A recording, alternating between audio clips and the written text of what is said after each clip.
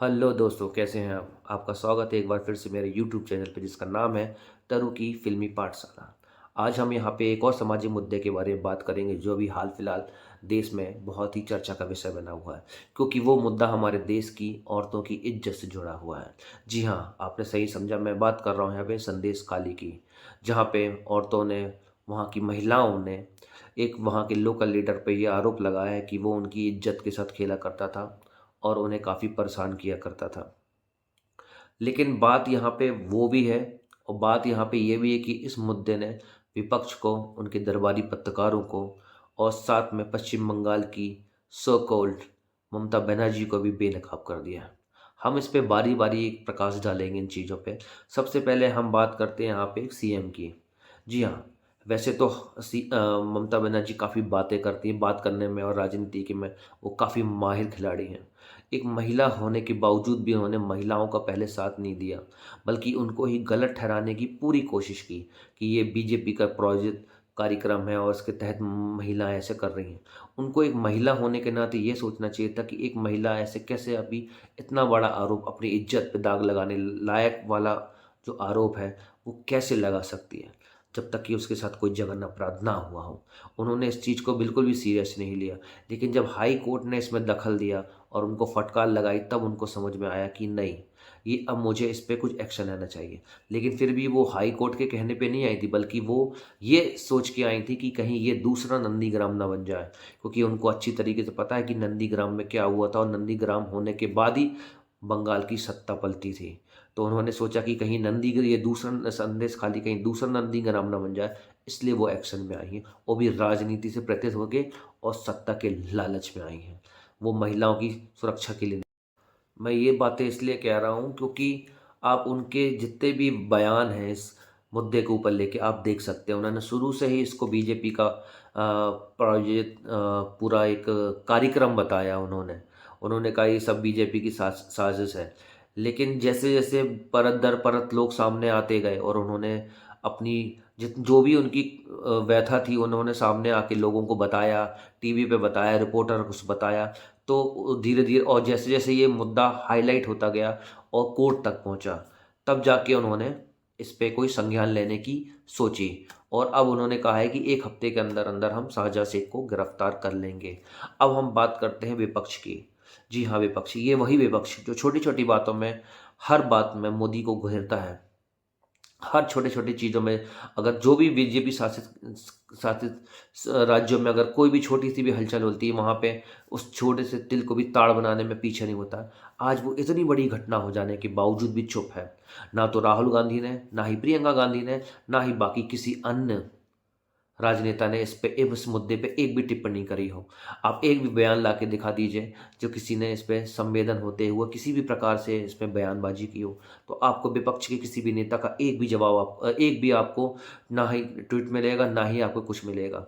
बस कांग्रेस के एक अधीर रंजन चौधरी हैं, जिन्होंने इस मुद्दे को उठाया और वहाँ जाके धरना दिया और यही बात अगर उनके शीर्ष नेताओं से पूछी जाए, तो उन्होंने अपने बगले झाँकने लग गई। अभी हाल-फिलहाल में ही कांग्रेस के अध्यक्ष श्री खड़गे जी से एक सवाल पूछा गया था, एक न्यूज़ कार्यक्रम में कि आप संदेश खाली की घटना पे आप क्या कहना चाहते हैं? तो उन्होंने इसका सीधा जवाब ना देते हुए इसको सीधे किसान एमएसपी से जोड़ दिया और वहाँ पे वो किसान एमएसपी की लेके बातें करने लग गए। आप देखिए इस वीडियो में वो क्या कह रहे हैं, आपको समझ में आ जाएगा। देखिए इस वीडियो। संदेश खली को लेके पार्टी का रुख क्या है? संदेश खली मीडिया में रहा, खबरें आई, औरतों के साथ एट्रॉसिटी हुई, एनसीडब्ल्यू की टीम गई, तमाम चीज़ें हुई, पॉलिटिक्स हुई, आपके नेता अधीर रंजन चौधरी ने जंगल राज बोला। संदेश खली मसले पर कांग्रेस अध्यक्ष मल्लिकार्जुन खड़गे जी का क्या कहना है? देखिए, किसानों के बारे में तो हमको कुछ करना जरूरी है और उसको लीगल गारंटी देने का वायदा तो हमने किया है। मेरी पहली घोषणा ये रही, अगर गठबंधन सरकार आई तो किसानों को हम एमएसपी लागू यानी लीगलाइज कर देंगे, उसको मदद करेंगे और जो चीजें हम कर सकते हैं जरूर उनके लिए करेंगे। ये नहीं कि जो चीजें हम नहीं कर सकते वो भरोसा दे, वो ठीक कभी नहीं होता। देखा आपने खड़गे जी ने किस प्रकार से बात को टाल मटोल दिया। ये हैं कांग्रेस के दलित अध्यक्ष जो अपने आप को दबा कुचला दलित कहते हैं हर बार। आप इनके कोई भी भाषण उठा के देख लीजिए, उसमें हमेशा ये यही कहते हैं कि मैं दबा कुचला हूँ, मेरी बात कहने के लिए मुझे टाइम नहीं दिया जाता, मुझे चांस नहीं दिया जा सकता, ये दिया जाता, ये दिया जाता।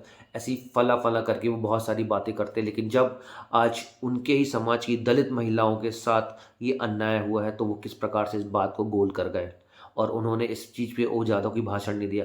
और यहीं पे इनके शीर्ष नेता की बात की जाए तो राहुल गांधी, वो लोगों को जेब काटना सिखा रहे हैं कि ऐसे जेब कटती है, वैसे जेब कटती है, जीएसटी के भाषण दे रहे हैं, अडानी अंबानी कर रहे हैं, लेकिन संदेश खाली के मुद्दे के ऊपर एक शब्द भी नहीं बोल रहे हैं।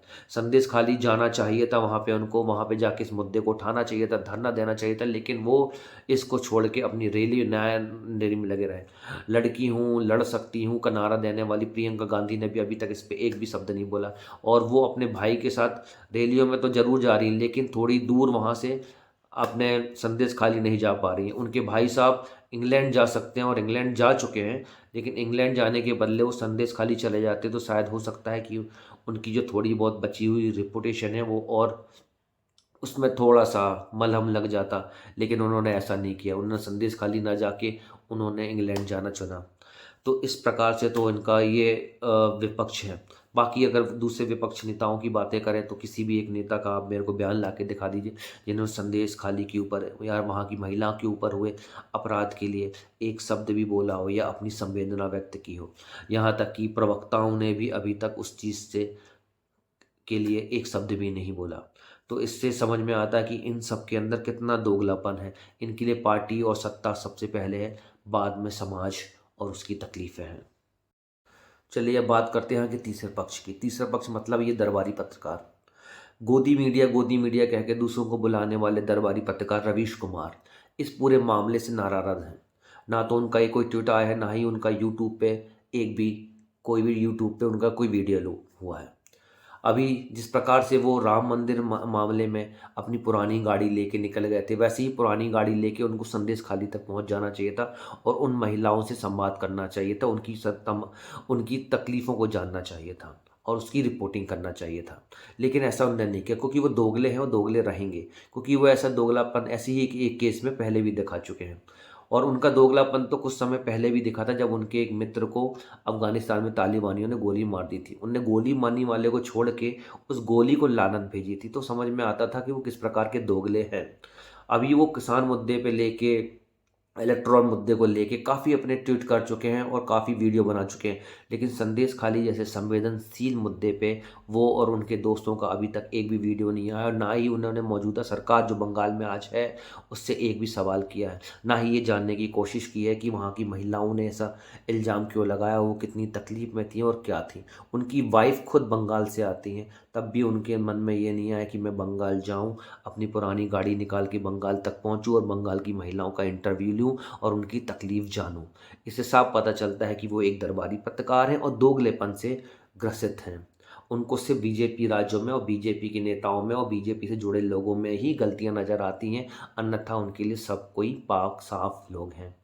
हर छोटे-छोटे मुद्दे को लेके बढ़ाने चढ़ाने बात करने वाले, अडानी अंबानी की पिछवाड़े में घुस के रिपोर्टिंग करने वाले और जो भी और मुद्दे उनके थे उन सब की बाल की खाल निकालने वाले रवीश कुमार यहाँ से ना जाने क्यों नाराज़ हैं। तो आप भी जानते हैं कि ये दोगलापन है। अब आप बताइए कि इस पे